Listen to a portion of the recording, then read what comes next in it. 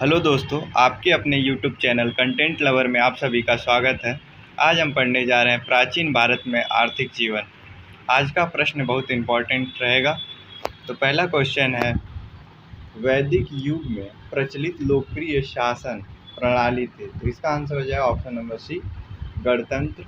अगला प्रश्न है हमारा, सबसे प्राचीन वेद कौन सा है? तो इसका आंसर सभी लोग जानते हैं, ऋग्वेद होगा, ऑप्शन नंबर ए। अगला प्रश्न है, निम्नलिखित में से कौन भारतीय दर्शन की आरंभिक विचारधारा है? तो इसका आंसर हो जाएगा हमारे पास सांख्य।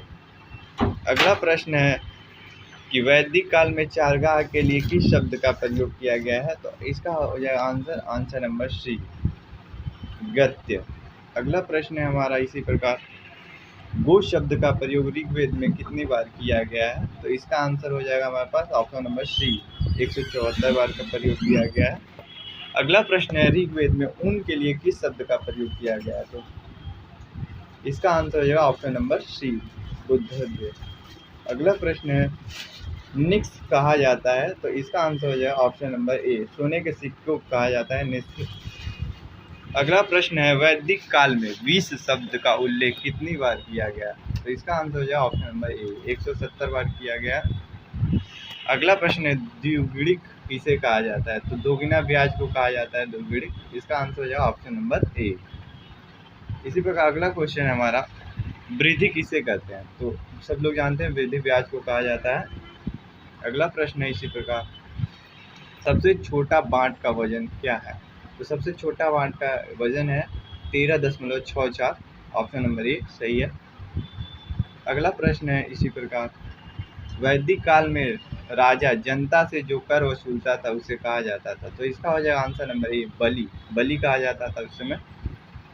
अगला प्रश्न है, प्राचीन भारत में आयात की जाने वाली वस्तुएं थी। तो इसका आंसर हो जाएगा सभी, चांदी भी था, तांबा भी था, मूंगा भी था, सभी था। अगला प्रश्न है इस प्रकार, अगला प्रश्न है, मौर्य काल में निष्क्रमण किसे कहा जाता है? तो इसका आंसर हो जाएगा निर्यात को, न से निष्क्रमण और न से निर्यात, ऑप्शन नंबर ए सही हो जाएगा। इसी प्रकार अगला क्वेश्चन है हमारा, भारत में सिंचाई का प्रमुख साधन है। तो इसका आंसर हो जाएगा ऑप्शन नंबर बी, नहर। अगला प्रश्न है, मुद्राओं का परीक्षण करने वाले अधिकारी कहा जाता है। तो इसका आंसर हो जाएगा ऑप्शन नंबर बी, रूपदर्शक। अगला प्रश्न है इसी प्रकार, धर्मशास्त्रों में भू स्वराज्य की दर क्या है? तो इसका हो जाएगा आंसर नंबर सी, 1/6। अगला प्रश्न है कि निम्नलिखित में से किसका संकलन ऋग्वेद पर आधारित है? तो इसका आंसर हो जाएगा ऑप्शन नंबर बी, सामवेद। अगला प्रश्न है इसी प्रकार, कर्म का सिद्धांत संबंधित है। तो इसका आंसर हो जाएगा कर्म का सिद्धांत मीमांसा संबंधित है, ऑप्शन नंबर बी सही है। अगला प्रश्न है, यज्ञ संबंधित विधि विधानों का पता चलता है। तो यजुर्वेद से पता चलता है, ऑप्शन नंबर डी सही है। अगला प्रश्न है इसी प्रकार, निम्नलिखित में से कौन सा भारतीय दर्शन की आरंभिक विचारधारा है? इसका हो जाएगा सांख्य, ऑप्शन नंबर ए सही है। अगला प्रश्न है इसी प्रकार हमारा, निम्नलिखित में वह दस्तकारी कौन सी है जो आर्यों द्वारा व्यवहार में नहीं लाई जाती थी? तो इसका आंसर हो जाएगा लुहारगिरी, ऑप्शन नंबर डी सही होगा, ऑप्शन नंबर डी। वैदिक युग में यव किसे कहा जाता है? तो इसका आंसर हो जाएगा जव को कहा जाता है, ऑप्शन नंबर बी सही है। नेक्स्ट प्रश्न है हमारा, व्रीहि शब्द किसके लिए प्रयुक्त किया गया है? तो ये चावल है, चावल की किस्में हैं, उसी के लिए प्रयोग किया गया है व्रीहि शब्द का प्रयोग।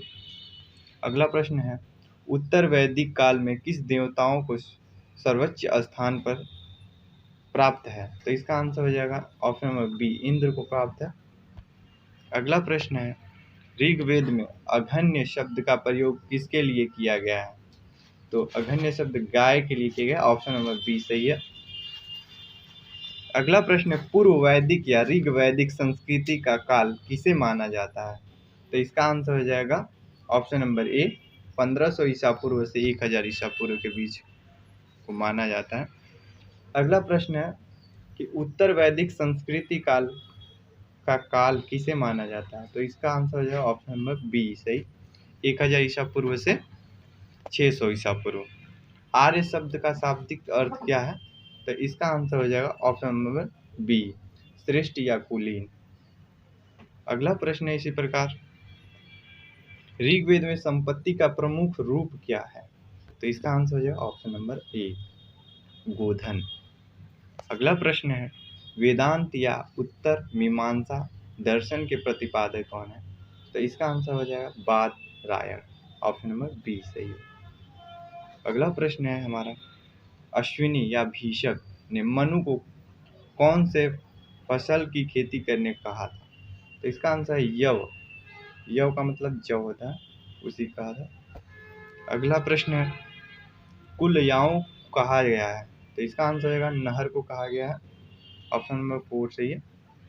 अगला प्रश्न है, पशु के चोरी करने वाले को कहा गया? पशु को चोरी करने वालों को क्या कहा गया? तो इसका आंसर हो जाएगा ऑप्शन नंबर ए, पड़ी कहा गया है। अगला प्रश्न है, सर्वप्रथम रजत का उल्लेख कहाँ मिलता है? तो इसका आंसर हो जाएगा ऑप्शन नंबर 4, अथर्ववेद में मिलता है।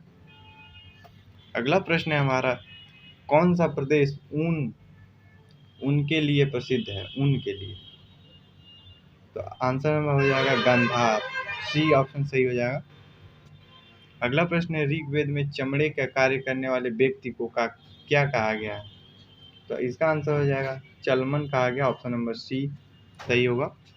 अगला प्रश्न है, उत्तर वैदिक काल में प्राण किसे कहा गया है? तो इसका आंसर हो जाएगा अन्न, ऑप्शन नंबर ए सही है, अन्न को कहा गया है प्राण। अगला प्रश्न है, किसमें कृषि के चारों विधाओं का उल्लेख मिलता है? तो इसका आंसर शतपथ ब्राह्मण में मिलता है, ऑप्शन नंबर बी सही है। जातक कथाओं में श्रेणिकों की संख्या कितनी है? ऑप्शन नंबर ए सही होगा।